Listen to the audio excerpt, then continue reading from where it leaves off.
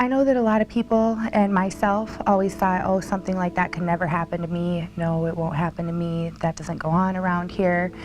And just to wake up one day and realize you're right in the middle of it and you don't have any control over what's going on and you're so lost.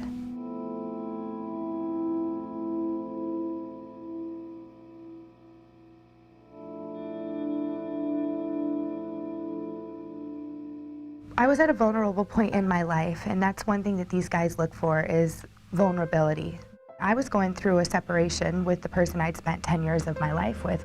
I was 25 when I was introduced to the lifestyle, or actually pulled into it, and was naive.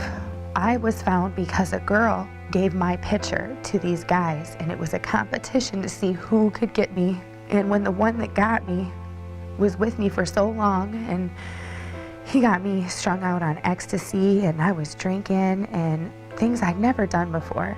With him, it was the shame and then the fear, and I owed him money all of a sudden. He had me in a home I couldn't afford to pay for, a car payment I couldn't pay, so many bills, and he chose the night before everything was due to pick a fight with me and send his friend in at my lowest point to prove that I didn't need him and I could do it all by myself, and I wasn't gonna do it, and realized I had no choice. You numb yourself. The drugs that they'll give you, the things they'll do for you to make you think it isn't bad. So every time I had a chance to really think about what I was doing, I'd just do drugs or drink alcohol and forget all about it, numb the feelings. I was always told, oh, I'll expose you for the whore that you are. It was my children he was going to expose me to, my baby girls. It was my brother, who was the only father, brother, grandpa, best friend I've ever had. And he was going to tell him everything. He'd always say if I ever left him or if I ever didn't do what he wanted me to do. And they do things to intimidate you and scare you and make you feel like your family's at risk and you're at risk.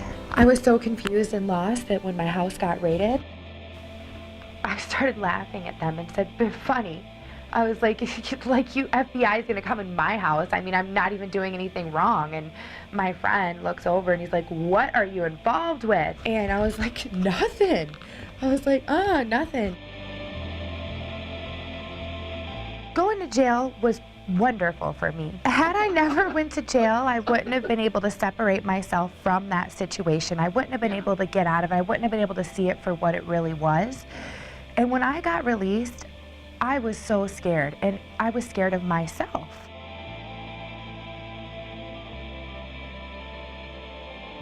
I was a witness in that case and not a victim, but I was a victim to him. He got found guilty. It's an amazing feeling just to know that they're not going to hurt other women the way that they hurt me and some of the women that I know around me and the girls.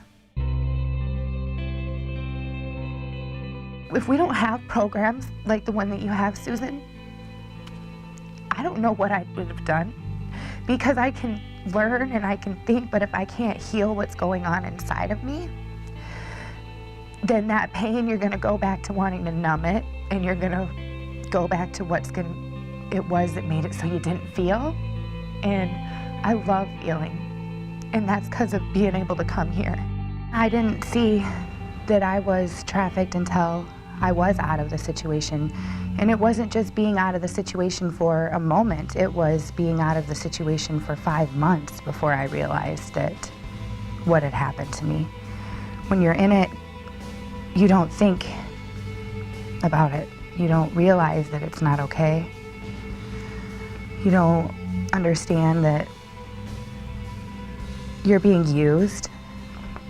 You know, you feel the pain that comes with it, but I had no idea that I was being trafficked while I was being trafficked. There's so much hope, but you gotta get away from it. Once you get away from them and you find safety places, then you'll be okay. When I came here, I helped heal on the inside, and I wasn't only away from it, but I was better. I am better. I'm strong. I'm strong for my children.